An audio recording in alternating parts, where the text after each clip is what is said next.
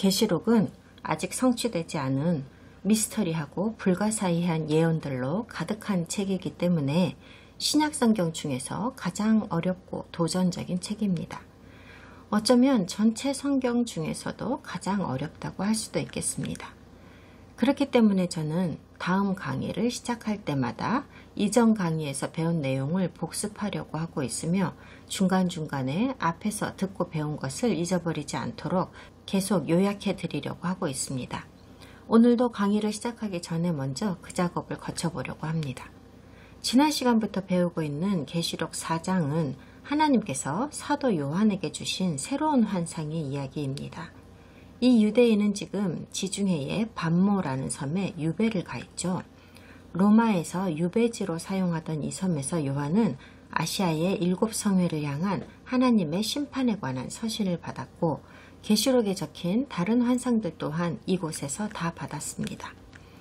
그 당시 아시아에는 성도들의 성회가 이 7개만 있었던 것은 아닙니다. 이 성회들이 가장 크고 잘 알려진 성회들이었을 뿐입니다. 이 7개 성회는 모두 유대인의 회당이었고 이곳의 지도자들과 성도들은 나사렛 예슈아야말로 기름 부음 받은 자, 곧 진정한 메시아라는 사실에 동의하고 있었습니다. 유대인들이 수백 년간 애타게 기다려온 그분이 바로 이분이라고 그들은 믿고 있었습니다.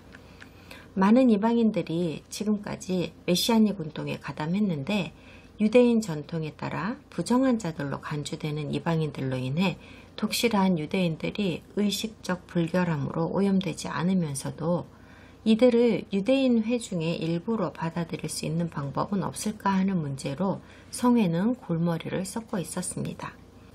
이 사안에 대해서는 계시록에 쓰이기 40여 년 전에 이미 그 유명한 예루살렘 공회에서 가이드라인이 제시되었었습니다. 이 공회는 예수님의 이부 형제인 야고보를 수장으로 하고 있었는데 복음주의 이방인들과 성지 밖에 살던 유대인들을 리드하던 사도 바울도 이 공회에 참여했었습니다. 여기에서 벌써 다루어졌었던 사안입니다. 요한이 환상을 받은 것은 아마도 주후 90년대 초반인 듯한데요. 이 말은 곧 로마가 예루살렘을 포위하고 성전과 대부분의 도시들을 파괴하고 유다와 갈릴리에 살던 수천 명의 유대인 반역자들을 학살하고 나서 20년 정도가 지난 시점이었다는 말입니다. 12사도들 중에서 살아남은 것은 요한뿐이었습니다. 성전은 끔찍하게 파괴되었고 그리스도의 성도들을 향한 박해는 날로 심해져 갔고 여전히 유대인들의 고토는 로마군이 점령하고 있는 상태였기 때문에 바울이 믿었던 것과 같이 요한 역시도 종말이 눈앞에 왔다고 믿고 있었습니다. 이제라도 곧 예수와께서 오셔서 이스라엘 나라와 그의 백성들을 이 끔찍한 상황에서 구조하여 주실 것이라고 그는 기대하고 있었던 겁니다. 이러한 시대적 상황은 1세기 중엽을 살던 사도들과 또 다른 수많은 복음주의 유대인들이 자신의 목숨 따위는 아랑곳하지 않으면서 복음을 전파해야만 했던 극도의 시급성을 잘 설명해주고 있습니다.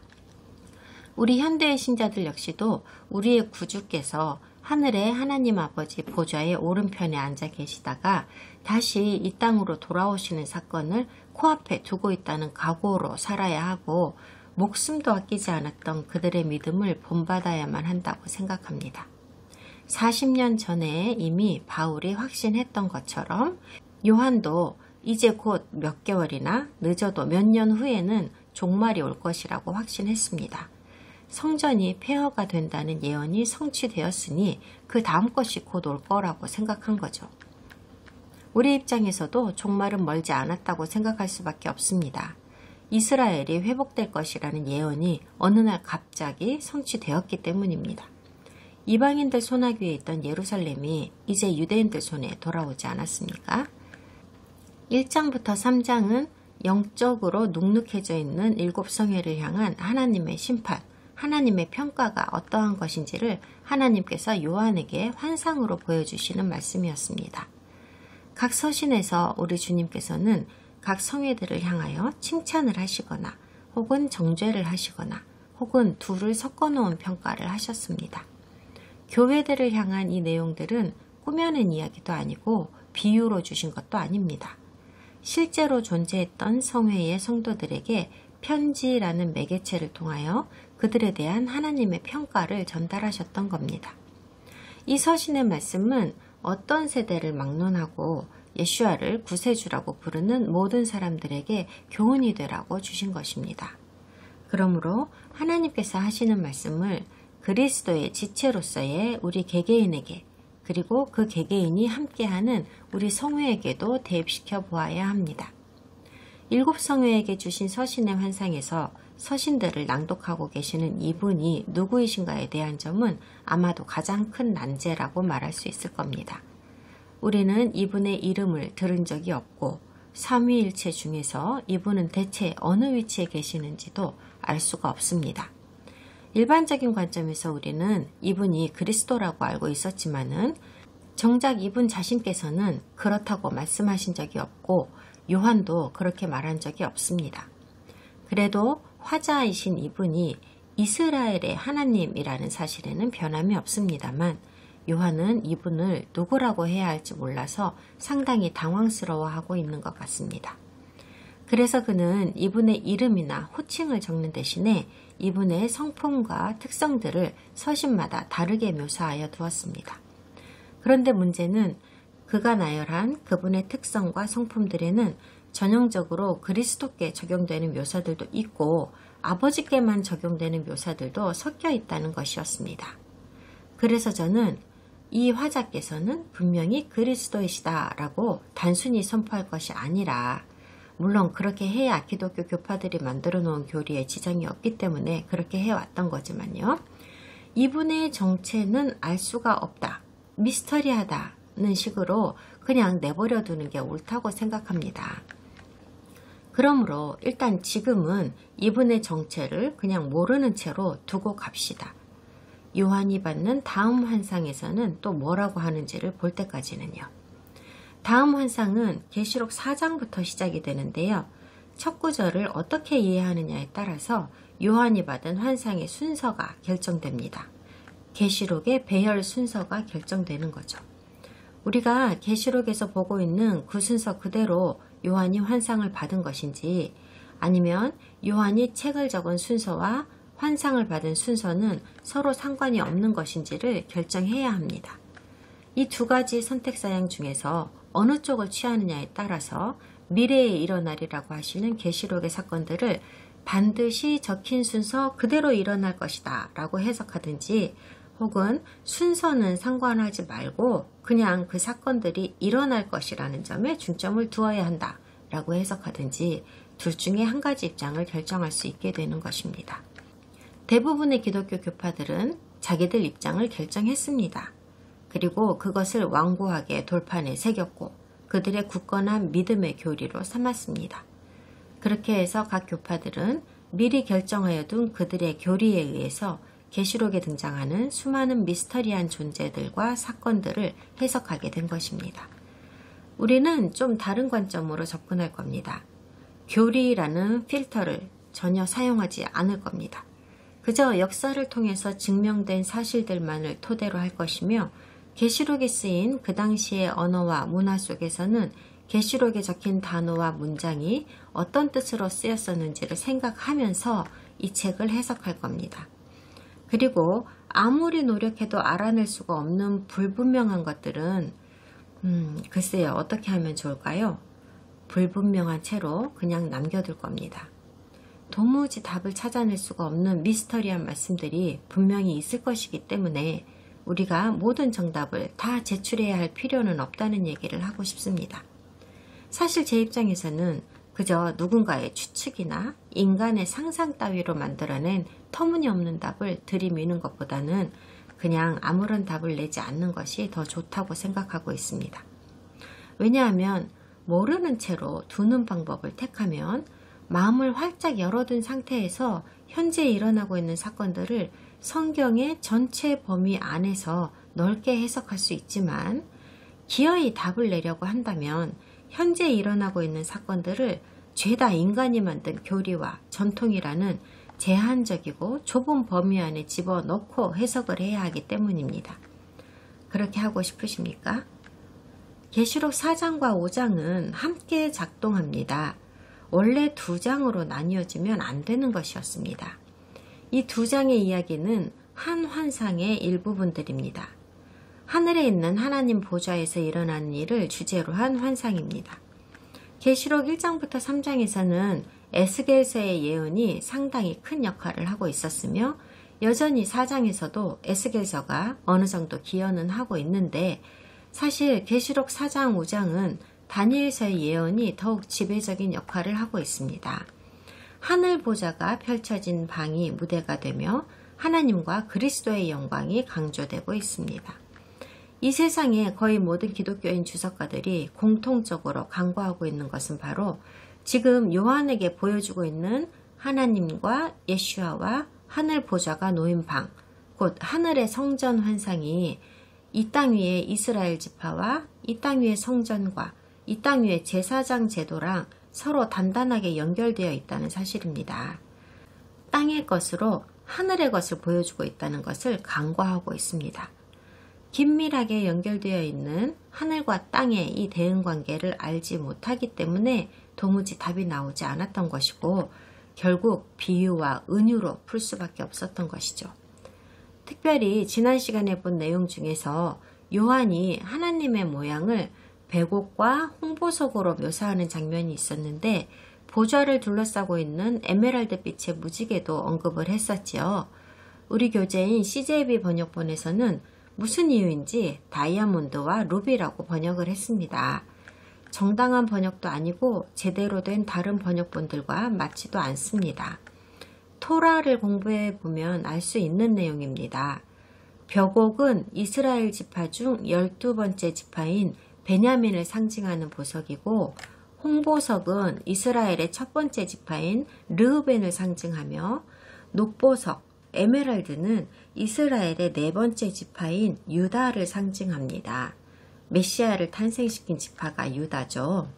이 보석들은 대제사장의 흉패의 출생순으로 배열이 되어 있는데 대제사장이 하나님 앞에 나아가는 것은 이스라엘 12지파가 하나님 앞에 나아간다는 것을 상징하고 있습니다. 하나님 보좌 주변에는 24장로가 있습니다. 물론 당연하게도 이들은 믿는 성도들일 수밖에 없습니다. 하지만 이것은 또한 레위 제사장 지파들이 이 땅 위에서 2주씩 하나님께 수종드는 성전 봉사를 하기 위하여 제정하여 둔 24가지 코스를 예표하는 것이기도 합니다. 에스겔 44장에서 아주 명쾌하게 설명하여 주셨습니다. 레위 제사장 중 사독의 혈통들이 천년왕국의 성전에서 하나님께 수종들 것이라고 했습니다. 그 말은 이들도 그리스도를 믿는 성도들이라는 거죠. 그러니 이래저래 하늘에 있는 이 장로들도 구원받은 레위와 제사장들인 것은 확실합니다. 하나님의 말씀이 점점 왕성하여 예루살렘에 있는 제자의 수가 더 심히 많아지고 허다한 제사장의 무리도 이 도에 복종하니라.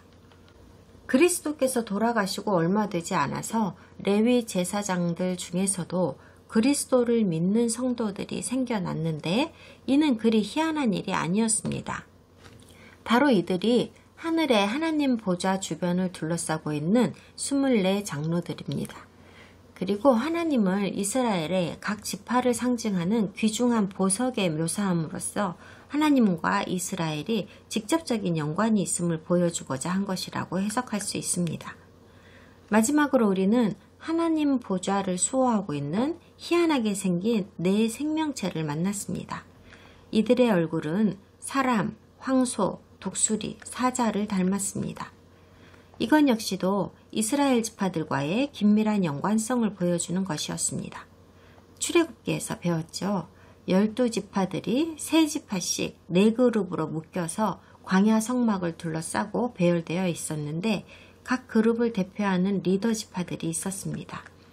각각의 리더 지파들에게는 보석 상징물도 있었을 뿐 아니라 그들이 개양하는 깃발에는 각 지파들을 상징하는 살아있는 생명체들의 그림도 있었습니다. 4개의 리더 지파들의 깃발에 그려진 생명체들은 하늘 보좌를 수호하는 4생명체와 완전히 똑같은 것들입니다. 바로 사람, 황소, 독수리, 사자입니다. 자, 그럼 4장을 얼른 마치고 5장으로 들어가 보겠습니다. 먼저 성경을 읽고 시작하죠. 4장 8절부터 11절까지 읽겠습니다. 네 생물은 각각 6날개를 가졌고 그 안과 주위에는 눈들이 가득하더라. 그들이 밤낮 쉬지 않고 이르기를 거룩하다 거룩하다 거룩하다 주 하나님 곧 전능하신 이여 전에도 계셨고 이제도 계시고 장차 오실 이시라 하고 그 생물들이 보좌에 앉으사 세세토록 살아계시는 이에게 영광과 존귀와 감사를 돌릴 때에 24장로들이 보좌에 앉으신 이 앞에 엎드려 세세토록 살아계시는 이에게 경배하고 자기의 관을 보좌 앞에 드리며 이르되 우리 주 하나님이여 영광과 존귀와 권능을 받으시는 것이 합당하오니 주께서 만물을 지으신지라 만물이 주의 뜻대로 있었고 또 지으심을 받았나이다 하더라. 8절은 하늘의 하나님의 영광을 강조합니다. 그분을 예배하는 자들이 그분의 보좌를 둘러싸고 그분께 가장 가까운 곳에서 날마다 쉬지 않고 그분께 찬양을 올린다고 합니다. 하나님께서는 마땅히 영광 받으셔야 하는 분입니다. 전능하다는 것과 거룩하다는 것은 다른 무엇에게도 적용할 수 없는 그분의 핵심과 실체를 대표하는 그분만의 속성입니다. 그 정도로밖에는 달리 표현할 방법이 우리에게는 없습니다. 우리는 창세기에서부터 모든 구약 성경을 통틀어 그리고 신약 성경에서도 주기적으로 이런 말을 듣습니다. 하나님의 창조는 그분의 영광을 선포하기 위한 것이었다고요. 나무들, 산과 들, 돌, 해와 별과 달, 기고 헤엄치고 날고 걷는 모든 생명체들은 하나님의 영광을 나타내기 위하여 창조되었습니다. 수많은 지각 있는 생물들이 창조되었습니다만 인류의 창조는 그 목적이 너무나도 분명합니다. 인류는 본능을 중심으로 작동하는 다른 모든 생명체들과는 다른 훨씬 높은 차원의 존재입니다. 하나님께서는 인류에게 자유의지로 선택을 할 수 있는 독특한 능력을 주셨습니다. 다른 어떤 생명체도 가지지 못한 능력을 인류에게만 주셨습니다. 아마도 천사들도 얻지 못했을 겁니다. 오로지 인류에게만 하나님을 사랑하고 그분께 영광을 돌리든지 그렇게 하지 않든지 자유의지대로 선택할 수 있는 능력을 주셨습니다. 그러므로 우리가 천국에 가서 하나님과 함께 살게 될 때에도 자연스럽게 하나님을 사랑하고 그분께 영광을 돌리는 것이 그곳에 있게 될 영과 혼을 가진 모든 생명체와 모든 사람들의 존재의 목적이 될 것입니다. 그러므로 성경의 하나님께 영광을 돌리지 않는 사람은 최악의 반역을 저지르는 자가 되는 것이므로 이들은 영원한 파멸을 받게 됩니다. 그런 자들은 자기가 존재하는 기본적인 목적 자체를 부인하는 가장 사악한 죄를 저지른 자들이기 때문입니다. 이 네 생명체들이 뭐라고 하면서 하나님을 찬양하냐면요. 거룩하다 거룩하다 거룩하다 주 하나님 곧 전능하신 이여 전에도 계셨고 이제도 계시고 장차 오실 이시라 라고 합니다. 이 문장은 이사야서 6장 1절부터 3절의 말씀에서 직접적으로 가져온 것입니다. 이사야가 본 하나님의 보좌의 환상과 요한의 환상은 너무나도 닮아 있습니다. 우시야 왕이 죽던 해에 내가 본즉 주께서 높이 들린 보좌에 앉으셨는데 그의 옷자락은 성전에 가득하였고 스랍들이 모시고 섰는데 각기 6날개가 있어 그 둘로는 자기의 얼굴을 가리었고 그 둘로는 자기의 발을 가리었고 그 둘로는 날며 서로 불러 이르되 거룩하다 거룩하다 거룩하다 만군의 여호와여 그의 영광이 온 땅에 충만하도다 하더라. 요한이 사용한 묘사가 방금 읽어드린 이사야의 것과 똑같기 때문에 이사야의 문맥을 통해서 얻을 수 있는 것들은 무엇인지 알아보아야 하겠습니다.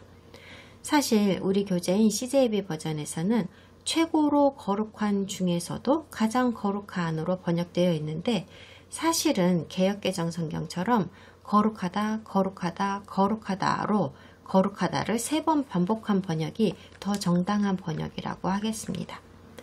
그 최고로 거룩하다고 지칭하고 있는 대상은 아도나이 츠바옷입니다. 만군의 하나님, 하늘의 군주라는 뜻입니다. 그러나 성경 원본에는 CJB 성경처럼 아도나이, 곧 주님이나 하나님이라고 쓰여 있지 않고 유드헤이 바브헤이, 곧 여호와라는 진짜 이름이 쓰여 있습니다. 그러니까 만군의 여호와, 야훼, 예후베라고 번역해야 맞는 것입니다. 물론 여호와는 아버지 하나님의 진짜 이름입니다. 일반적으로 삼위일체 전체를 지칭하는 뉘앙스를 가지면서 하나님 자체를 의미하기도 합니다. 그러므로 계시록 4장 8절은 스랍들이 여호와 하나님을 찬양하고 있는 장면입니다. 쏟아지는 찬사는 아버지 하나님, 여호와 하나님을 향한 것입니다. 하늘 보좌 중앙에 앉아 계시는 그분이요. 그리고 하나님의 성품이 뭐라고 묘사되어 있는지 자세히 좀 보아주세요. 전에도 계셨고 이제도 계시고 그리고 또 뭐래요? 장차 오실 이라고 합니다.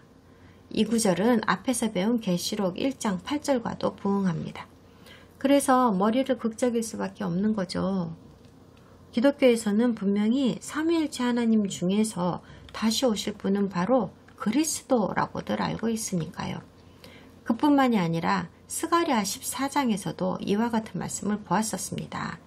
분명히 여호와 하나님께서 다시 오셔서 감람산 정상을 밟으실 것이며 그분의 엄청난 거룩함 때문에 그 산이 두 쪽이 난다고 하였습니다.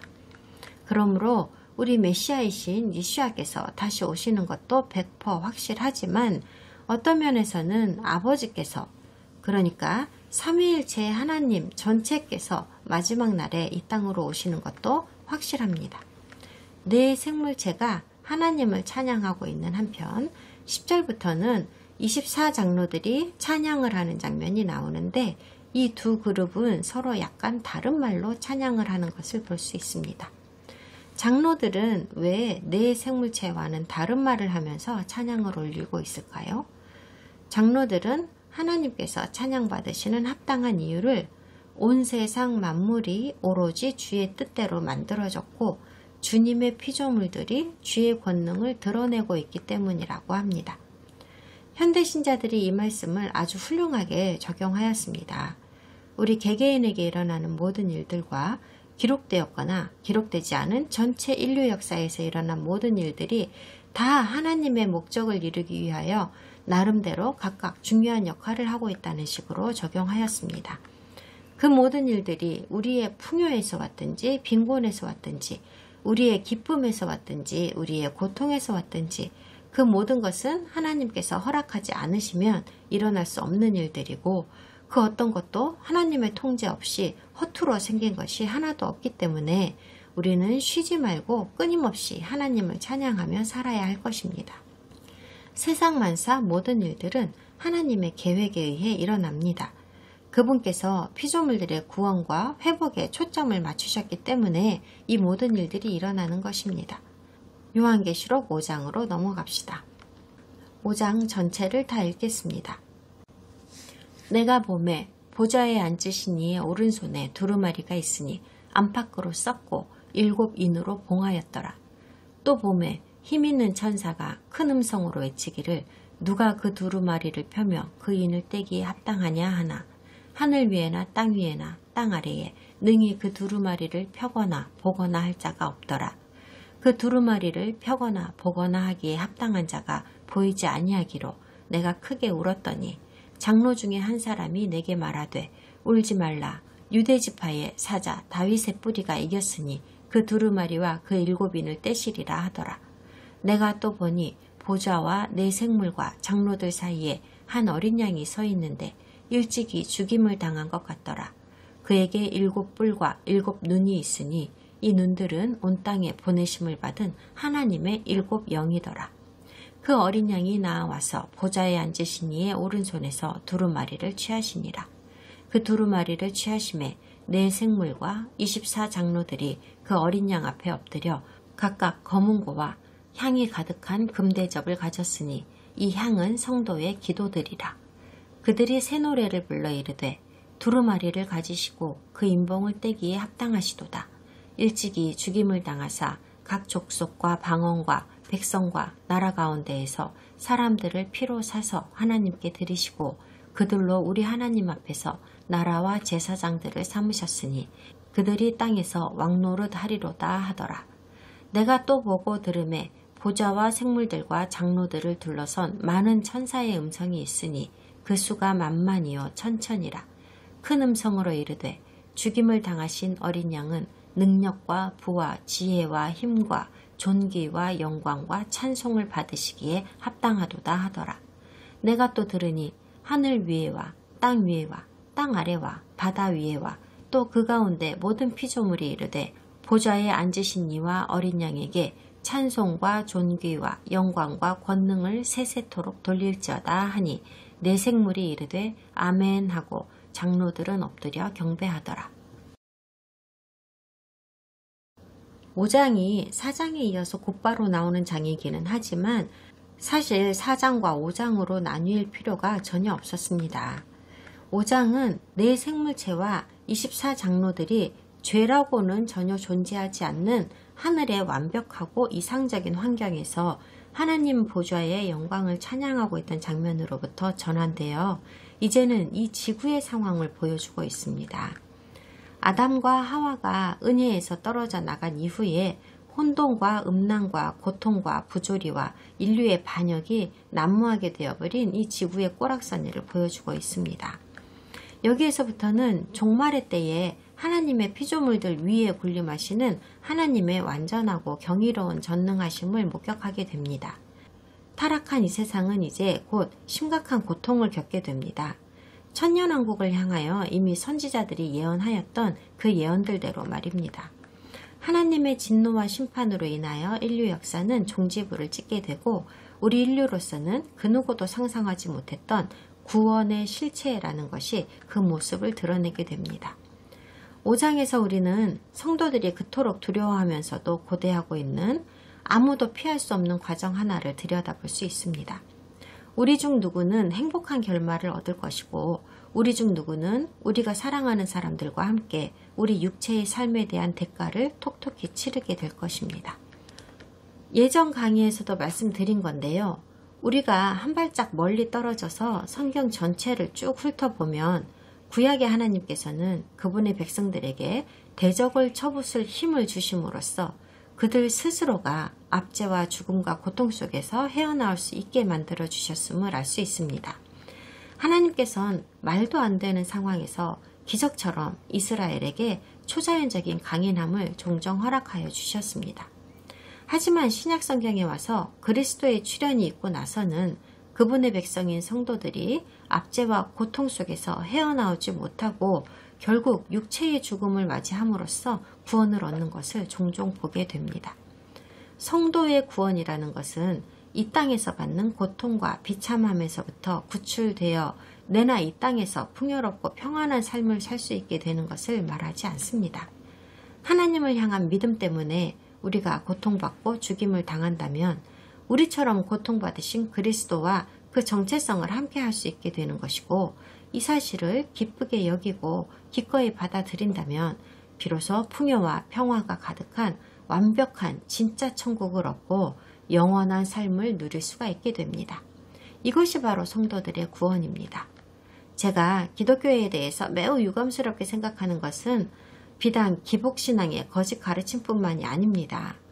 마지막 때에 이 땅에 사는 온 인류가 하나도 빠짐없이 다 맞게 될 환난과 죽음과 고통을 그리스도를 믿는 사람들만큼은 피해갈 거라고 가르치는 거짓 가르침 역시도 상당히 유감스럽게 생각합니다.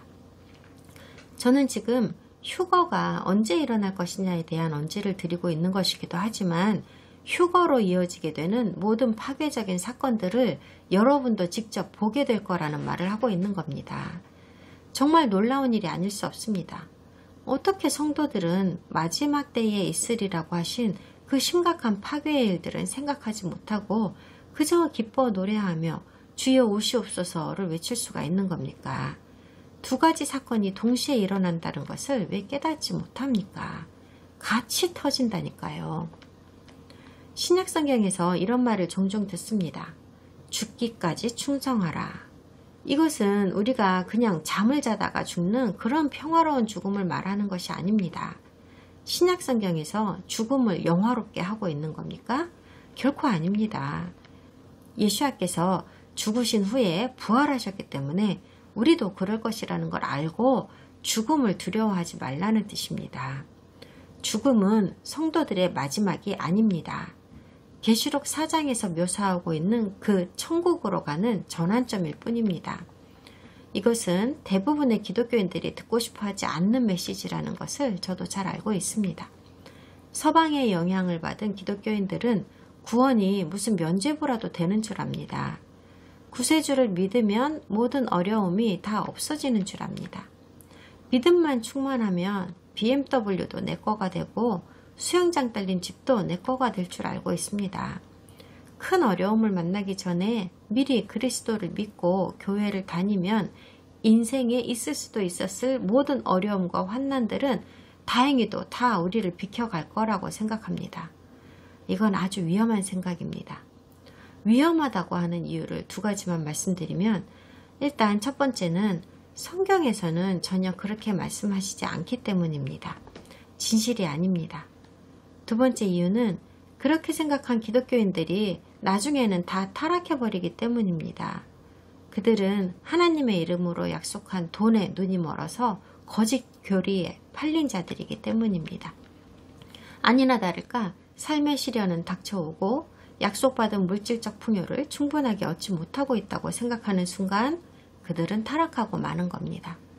하나님께서는 그들의 기대에는 못 미치는 별 볼 일 없는 분이라고 생각해 버리거든요. 여러분은 그러지 않았으면 좋겠습니다.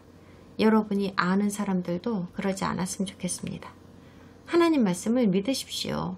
우리의 소망은 그리스도 안에 있습니다. 고통과 어려움뿐인 이 현실 세계에 살고 있으면서도 우리가 항상 기뻐할 수 있는 이유는 우리의 소망이 그리스도 안에 있기 때문입니다.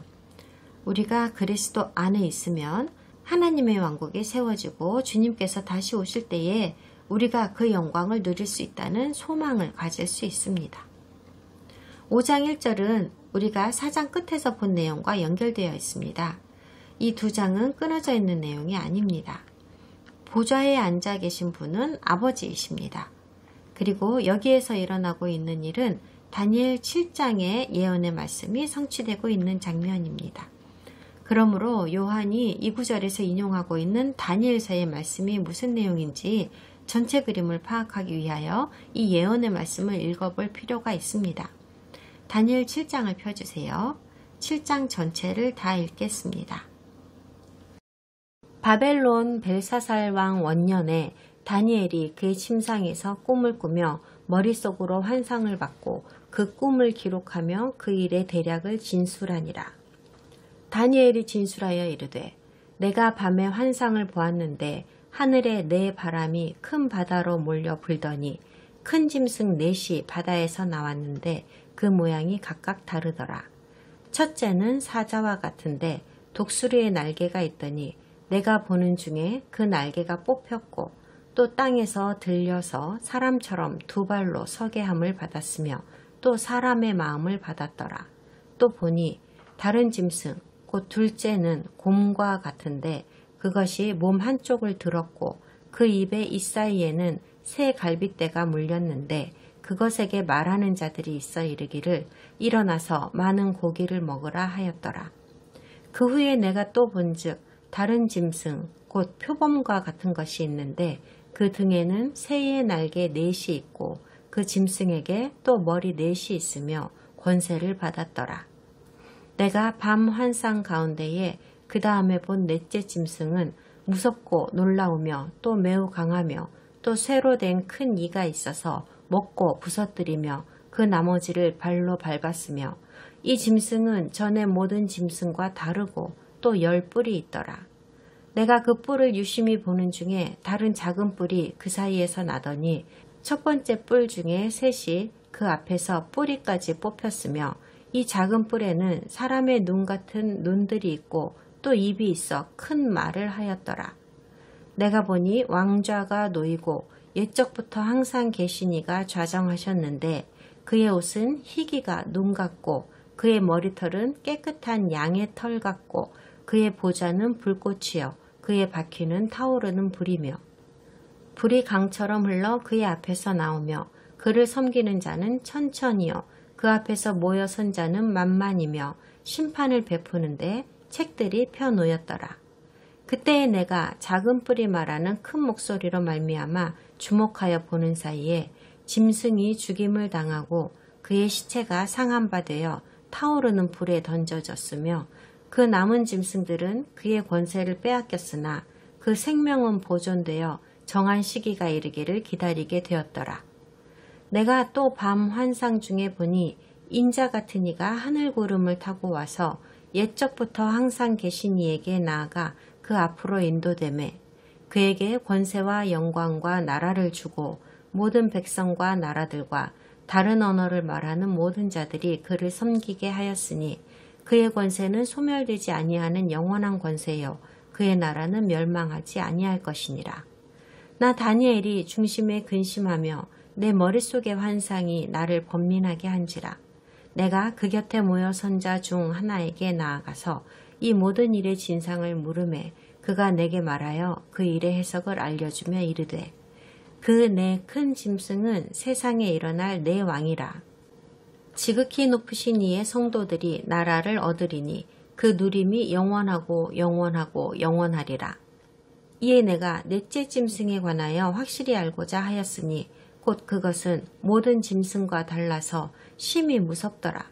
그 이는 쇠요 그 발톱은 노시니 먹고 부서뜨리고 나머지는 발로 밟았으며 또 그것의 머리에는 10뿔이 있고 그 외에 또 다른 뿔이 나오매 3뿔이 그 앞에서 빠졌으며 그 뿔에는 눈도 있고 큰 말을 하는 입도 있고 그 모양이 그의 동류보다 커 보이더라.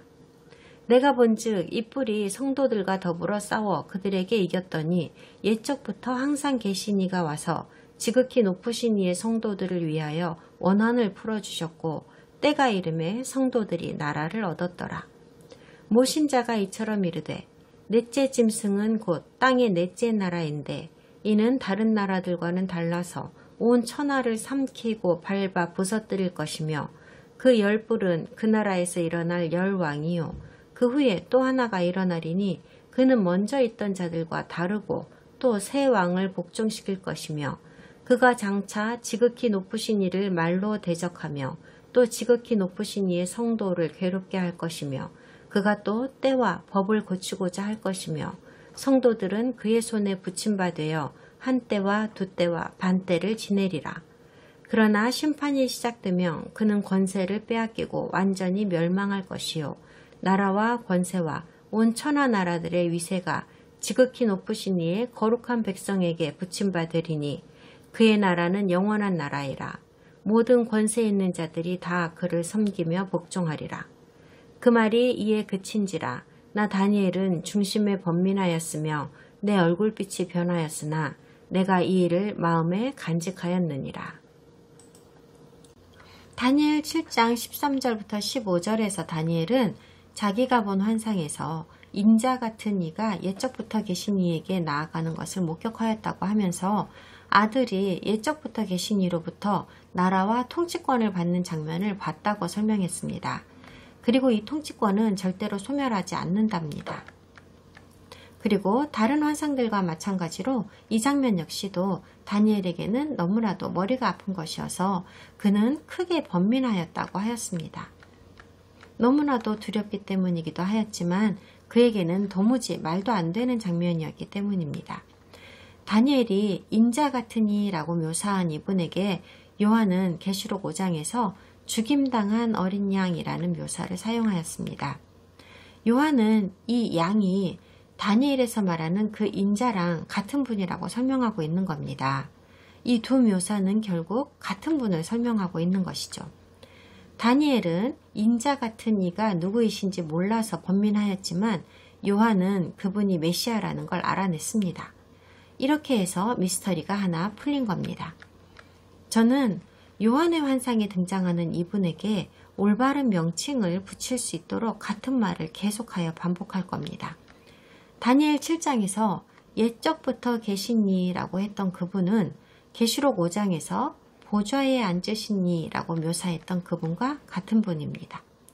다니엘 7장에서 인자 같은 이라고 묘사했던 그분은 계시록에서 죽임당한 어린 양이라고 묘사했던 그분과 같은 분이고요. 구약에서는 항상 아버지를 옛적부터 계신 이라고 묘사하고 있다는 것은 우리 모두 아는 얘기입니다. 그리고 신약성경에서와 구약의 선지서들에서 어린 양이라고 묘사하는 것은 바로 메시아라는 사실도 모두 압니다. 어린 양은 예슈아, 곧 하나님의 아들입니다. 하나님 아버지께서 하늘 보좌에 앉으셨는데 그분의 오른손에는 스크롤이 놓여 있습니다. 이 스크롤엔 안팎으로 글이 쓰여 있습니다. 게다가 이 스크롤은 7인으로 봉해져 있다고 하는데요. 그냥 한 번만 봉한 게 아니라 7인으로 봉했다고 합니다. CJB 성경이나 한글 성경에서는 스크롤이나 두루마리라고 번역해 놓기는 했지만 이것은 책일 가능성이 더 높습니다. 여기에 쓰인 그리스어는 비블리온인데 글자가 쓰여 있는 어떤 물체를 말하는 것이거든요. 그러니까 글자가 쓰여 있는 것이라면 뭐든지 해당할 수 있다는 거죠. 그건 그렇게 풀면 되는데 이 구절에서 학자들이 골치를 썩고 있는 것은 바로 7인이라는 단어입니다. 나중에 보게 되지만 이 7인이 뜯어질 때마다 여기에 적힌 내용들이 하나씩 드러나게 됩니다. 그런데요, 7인으로 봉해졌다고 한다면 이 7인을 다 뜯기 전에는 어떻게 그 안의 내용을 하나라도 볼 수가 있는 걸까요? 사실 인을 하나만 쳐서 봉한다고 하더라도 스크롤 안의 내용은 완전히 봉할 수가 있는 거잖아요. 그러므로 아마도 이 봉인은 소정의 페이지들을 7묶음으로 묶어서 한 묶음씩 봉인을 한 것이 아닌가 합니다. 한 봉인을 뜯으면 그 안의 내용들이 열리고 다음 봉인을 뜯으면 또 그 봉인으로 묶였던 페이지들이 열리고 하는 식으로 말이죠. 그리고 다니엘 12장 4절에서 다니엘은 하나님으로부터 이런 지시를 받았습니다. 다니엘아, 마지막 때까지 이 말을 간수하고 이 글을 봉함하라. 많은 사람이 빨리 왕래하며 지식이 더하리라. 요한이 보고 있는 것은 바로 다니엘서에서 마지막 때까지 간수하고 봉함하라고 하셨던 그 책이 열리고 있는 장면인 것입니다. 다니엘에게는 비밀이 되었던, 다니엘한테는 남들한테 알리지 말라고 봉함하라고 하셨던 그 비밀이 지금 요한의 눈앞에서 드러나고 있는 것입니다. 다니엘은 인을 쳐서 이 책을 봉함하여야만 했었고, 그래서 아무도 그 안의 내용에서 그 어떤 지식도 얻을 수가 없었습니다. 그런데 계시록을 보니까 그 책을 봉인한 것은 7개의 인이었던 겁니다. 우리는 계시록을 보면서 인류 역사상 우리 세대가 제일 처음으로 인류의 마지막에 일어날 사건들 중 최고 절정의 사건들을 배우고 알아차린 것처럼 생각하는 경향이 있는데요. 사실 하나님께서는 이미 1세기 후반에 요한에게 벌써 그것들을 공개하여 주셨습니다. 우리가 가진 모든 정보들은 사실은 1900년 전에 살았던 성도들도 이미 가지고 있던 정보들이었다는 말입니다. 그리고 다니엘에게는 세상의 끝이 올 때까지는 열지 말라고 하셨던 이 책이 요한의 시대에는 열렸으므로 요한과 계시록을 처음에 접했던 성도들은 어떻게 생각했겠습니까? 그들의 시대가 세상의 끝이라고 생각하지 않았겠습니까? 그런데 어때요? 요한의 시대가 세상의 마지막 때는 아니었다는 것을 우리는 알고 있습니다. 그러므로 하나님께서 다니엘에게 세상의 끝이 올 때까지 봉인하라고 하신 말씀의 뜻은 이 책의 봉인이 풀리는 시점이 이 책에 기록된 사건들이 실제로 일어나는 종말의 시점이라는 뜻이 아니라 이 책의 봉인이 풀리는 시점에 비로소 이 책에 기록된 미래에 일어날 사건들의 내용을 알게 될 것이라는 뜻이 분명합니다. 그러므로 두 가지 과정을 겪는 겁니다. 먼저 이 책의 내용이 무엇인지가 드러나는 것이고 그러고 나면 그 후에 실제로 그 내용이 성취되어지는 것이죠. 7이라는 숫자가 신에게 속한 이상적인 숫자인 만큼 이 숫자는 하나님의 사역에 주로 사용되고 있고 그러므로 하나님 앞에 펴진 책이 7인으로 봉해졌다는 말도 적절한 표현입니다. 이 책은 하늘에서 하나님에 의해 간수되는 책이기 때문입니다. 그리고 이 책에는 7심판에 대한 내용이 있습니다. 각 인봉이 열릴 때마다 한 개씩 성취되는 심판입니다. 다음에 천사가 나타나서 이렇게 외칩니다. 이 책을 펴거나 보거나 하기에 합당한 자가 누구이겠냐고 합니다. 잘 보시면 그렇게 할 능력이 있는 자가 누구냐고 하는 게 아니라 그에 합당한 자격이 있는 자가 누구냐고 하고 있습니다. 합당한 자격을 갖춘 분은 오로지 한 분뿐입니다. 예슈아이십니다. 그분이 합당한 이유는 그분께서 기꺼이 십자가를 지셨기 때문입니다. 그리고 부활하셨고 모든 구약 성경의 예언을 다 성취하셨습니다. 그 때문에 그분이 합당한 자격을 갖추신 것입니다. 예슈아만이 그 책을 펼칠 만한 합당한 자격을 갖추신 분이라고 하는 말을 뒷받침할 수 있는 또 다른 구절이 창세기에 있었습니다. 들어보시죠. 하나님이 이르시되 우리의 형상을 따라 우리의 모양대로 우리가 사람을 만들고 그들로 바다의 물고기와 하늘의 새와 가축과 온 땅과 땅에 기는 모든 것을 다스리게 하자 하시고 하나님이 자기 형상 곧 하나님의 형상대로 사람을 창조하시되 남자와 여자를 창조하시고 하나님이 그들에게 복을 주시며 하나님이 그들에게 이르시되 생육하라 번성하여 땅에 충만하라 땅을 정복하라 바다의 물고기와 하늘의 새와 땅에 움직이는 모든 생물을 다스리라 하시니라. 원래는 아담이 이 땅을 다 통치할 권세를 받았습니다. 하지만 그가 사탄에게 속아 넘어가서 하나님을 배반하는 짓을 함으로써 그 행운을 모두 날려버렸습니다. 하나님께서 인간에게 세상을 다스리라는 약속을 주셨고 예수와께서 그 약속을 다시 인간에게 되살려 주셨습니다. 그 약속은 원래 인간에게 주신 것이므로 이 책의 봉인을 열고 하나님께서 아담에게 약속하셨던 것을 다시 되찾아와야 하는 존재도 인간이어야 합니다. 그렇지만 우리 인간들은 누구나 다 아담의 후손 아닙니까? 아담의 원죄를 가지고 태어났지요. 그러므로 하나님께서 인간, 아담에게 약속하셨던 통치권은 우리에게 허용되지 않습니다. 이런 딜레마를 어떻게 해결해야 할까요? 그래서 하나님께서는 아들을 주셨습니다. 죄 없는 인간의 형태로 태어나게 하셔서 인류의 죄에 대한 형벌을 대신 받으시게 하시고 인류의 죄를 사하여 주셨습니다. 그리스도께서는 이 임무에서 도망하지 않으셨습니다. 이 임무를 감당해 내심으로 하나님의 백성을 구속하고 이 지구상에서 심판과 구속을 집행하실 자격을 갖추신 유일한 존재가 되셨습니다. 그리하여 메시아 예수와 예수 그리스도께서 이 땅을 통치하실 것이며 하나님의 왕국을 영원토록 통치하실 것입니다. 그분은 그럴 만한 합당한 자격을 갖추셨습니다. 다음 시간에 5장을 계속하겠습니다.